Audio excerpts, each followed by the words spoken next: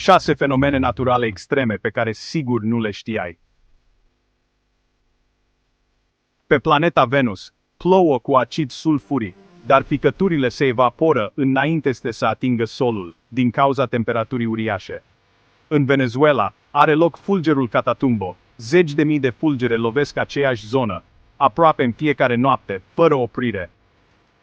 În deșertul Death Valley există pietre care par să se miște singure pe nisip, lăsând urme vizibile în urma lor. În Honduras plouă literalmente cu pești. Un fenomen rar în care furtunile aduc pești mici direct din cer. În Indonezia, unii vulcani produc flăcări albastre datorită combustiei gazului sulfuric, un spectacol unic. În Alpi, există zăpadă roz, numită zăpada pepene, cauzată de alge microscopice care se înmulțesc în timpul verii. Dacă ai aflat ceva nou, dă un like.